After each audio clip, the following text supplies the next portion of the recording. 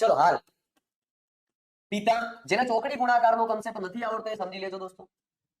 પિતાની જે ઉંમર છે એ પુત્ર કરતા કેવી છે ભાઈ? 5 ગણી. એટલે 5:1 નું પ્રમાણ હું અહીંયા હાલનું પ્રમાણ કરી લખી શકું છું. ડન છે. હવે મને એવું કીધું કે 4 વર્ષ પહેલા, તો અહીંયા શબ્દને સાઈડમાં લખીશ. કેટલા વર્ષ પહેલા ભાઈ? 4 વર્ષ પહેલા. અને 4 વર્ષ પહેલા ભાઈ પિતાની ઉંમર પુત્ર કરતા કેવી થાય છે? તો કે 7 ગણી થાય છે. તો ફરીથી મારા પ્રમાણમાં 7:1 નો ગુણોત્તર લખવો પડે. મિત્રો આ જે કન્સેપ્ટ છે ને ચોકડી ગુણાકાર એ શીખવો જરૂરી છે. ચલો આનો ગુણાકાર 7 × 7 અહીંયા લખાય, આનો ગુણાકાર 5 × 5 અહીંયા લખાય. આ બેનો તફાવત હું એની બાજુમાં લખીશ ભાઈ. મતલબ 7 અને 1 વચ્ચે મિત્રો 6 નો તફાવત છે અને 7 અને 5 વચ્ચે ભાઈ 2 નો તફાવત. અને ગુણાકારમાં ફરજિયાત આપણે રાખીશું આ સંખ્યા એટલે કે 4. ચલો 2 દુ 4 થઈ ગયા ભાઈ અને 6 દુ 12 એટલે x ની કિંમત આપણને 12 મળી ગણાય. હવે ભાઈ મને પૂછું છું તો કે પિતા અને પુત્રની હાલની ઉંમર. ચલો પિતા અને પુત્રની બંનેની હાલની ઉંમર.